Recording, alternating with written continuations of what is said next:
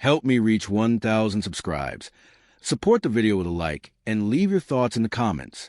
I read every comment. Thanks. I never thought a 15-second video could undo a marriage that took 12 years to build. If you had asked me a month ago, I would have said James and I were solid. Not perfect, not fireworks every day, but stable. The kind of marriage people stop questioning once it settles into routine. James was steady, predictable in a comforting way. He worked in logistics, long hours, quiet dinners, early mornings. I worked in marketing, which meant people, meetings, trends, and lately, TikTok. It started harmlessly. Our company encouraged us to post short-form content. Authenticity sells, they said. So I filmed snippets of office life, coffee runs, brainstorm sessions, inside jokes. That's how Mark ended up in the frame. Mark was my colleague. Same department. Same age as James, maybe a year younger. Easy smile. Loud laugh. The kind of guy who leaned into a joke without thinking twice. One afternoon, during a break, someone propped up my phone and said, "Do the trend." It was silly. A sound that was everywhere. Mark stood next to me.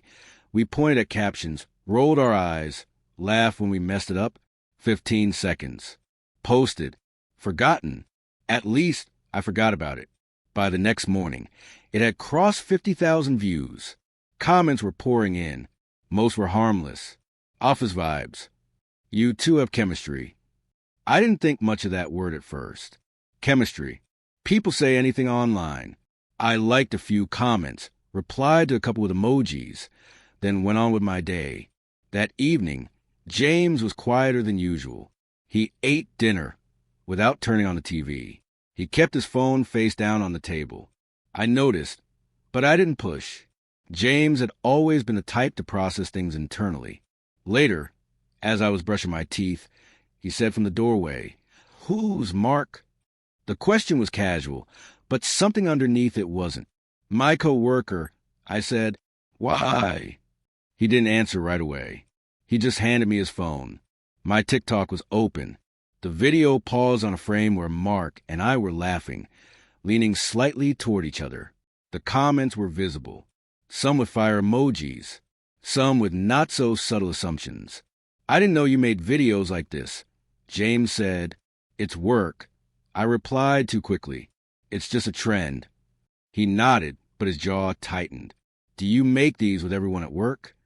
I hesitated, not because I was guilty of anything, but because I knew how the answer would sound. "Not really, just whoever's around." That was the first crack. Small, almost invisible, but it was there. Over the next few days, James started noticing things he'd never commented on before. How often my phone buzzed, how I smiled at messages, how I mentioned Mark's name in passing. It wasn't obsessive. It was worse. It was quiet observation. One night, as we were getting ready for bed, James asked, "Did you tell him you're married?"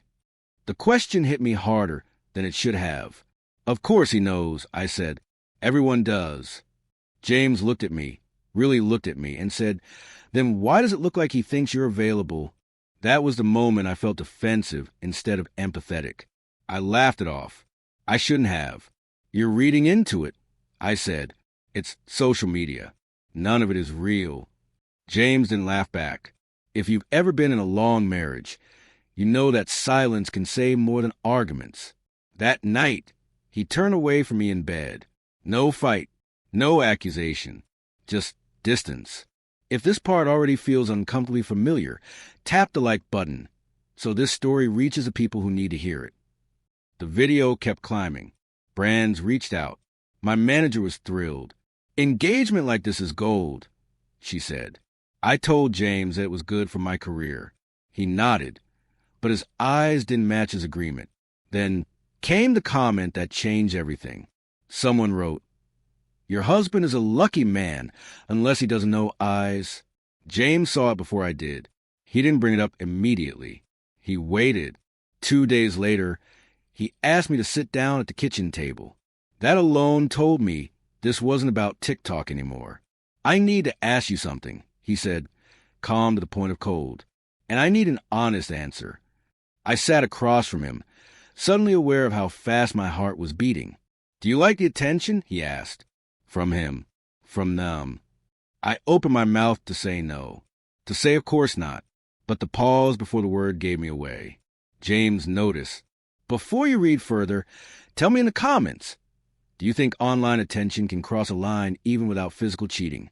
He leaned back in his chair, exhaled slowly, and said, "That pause. That's what scares me." I wanted to explain, to tell him it meant nothing, to remind him of the life we'd built. But I could feel something shifting, something I couldn't control anymore. What I didn't know then was that James had already made a decision, not in anger, not out of jealousy, out of clarity. And the next conversation we had wouldn't be about TikTok at all. James didn't sleep much that night. I know because neither did I. The house felt different, like the walls were listening. In the morning, he was already dressed when I came into the kitchen, coffee brewed, toast untouched. Everything looked normal, which somehow made it worse. "I called in today," he said, without looking at me. "For work." I asked. "For us," he replied. We sat across from each other again, the same table, the same chairs, but it felt like a courtroom. James folded his hands, steady as ever. "I need you to understand something," he began. "This isn't about cheating, not in the way people usually mean it." I stayed quiet. "It's about boundaries," he continued. "About choosing attention from strangers over safety with your partner. About how easily you let people imagine a version of you that isn't ours." I wanted to interrupt, to defend myself, to say it was just content, just pixels. But something in his tone told me he wasn't here to debate. "I didn't touch him," I said finally. "I never crossed that line." James nodded. "I believe you." Relief flickered, brief and fragile. "But," he added, "you crossed another one, and you didn't notice because it felt good." That landed harder than any accusation could have. He stood up and walked to the window, hands in his pockets. I watched that video more times than I want to admit. Not because of him. Because of you. The way you leaned in. The way you smiled. I haven't seen that look directed at me in a long time. I felt my throat tighten. "That's not fair." "No," he said softly. "It's honest." There was a long pause. The kind that forces truth out of hiding. I asked myself if I could live with this feeling. James continued. "Wondering who you're performing for. Wondering if I'm competing with a screen." And the answer was no. I shook my head. "So that's it? One video and 12 years mean nothing." He turned back to me then, eyes tired but clear. 12 years mean everything. That's why I won't let resentment rot them into something ugly. My chest burned. "James, people can misunderstand things." I could delete it. I could stop posting. "That's the problem," he said. "I don't want to police you. I don't want to ask you to be smaller, so I feel secure." Silence stretched between us. "I've already spoken to a lawyer," James said. "I'm filing for divorce." The word felt unreal, like it belonged to someone else's life. "You're choosing to end a marriage over perception?" I asked, my voice barely steady. "I'm choosing peace over doubt," he replied, "and self-respect over waiting for the next line to be crossed." If this moment made your stomach drop, type the word boundaries in the comments, not for me, but for yourself. Tears came then, uninvited. I tried to reason, to apologize better, to promise change. James listened patiently, kindly, which somehow made it more final. "This isn't punishment," he said as he picked up his jacket. "It's alignment."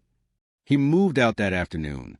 No shouting, no slammed doors, just boxes, quiet efficiency, and a goodbye that felt unfinished because there was nothing left to argue about.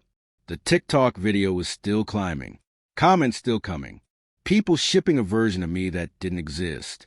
I deleted it that night, not because James asked, but because suddenly it felt hollow. At work, Mark noticed my silence. "Everything okay?" he asked. I nodded and kept walking. Weeks passed. The house echoed. Friends took sides. Some said James overreacted.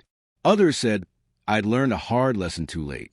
If you think this story can make someone pause before crossing an invisible line, consider sharing it thoughtfully. You never know who might need it. James and I finalized the divorce quietly. No bitterness. No public mess. Just two people acknowledging that trust isn't always broken loudly. Sometimes it erodes while everyone's smiling. The strangest part wasn't losing my husband. It was realizing how easy it had been to trade depth for validation and call harmless. One night, scrolling through old photos, I saw us laughing on a road trip years ago. No filters, no audience, just us. I closed the app and put the phone down. In your opinion, where should the line be drawn between personal expression and respect for a relationship? Share your thoughts. Real discussion matters here. I don't blame TikTok anymore, or Mark, or even the comments. I blame the moment I enjoyed being seen more than being known. James chose divorce not because he was jealous, but because he was certain of what he deserved. And as painful as that truth was, it forced me to face my own. If this story made you reflect, like the video, comment with your honest take, and subscribe for more real stories about modern relationships, because sometimes clarity comes too late, but learning doesn't have to.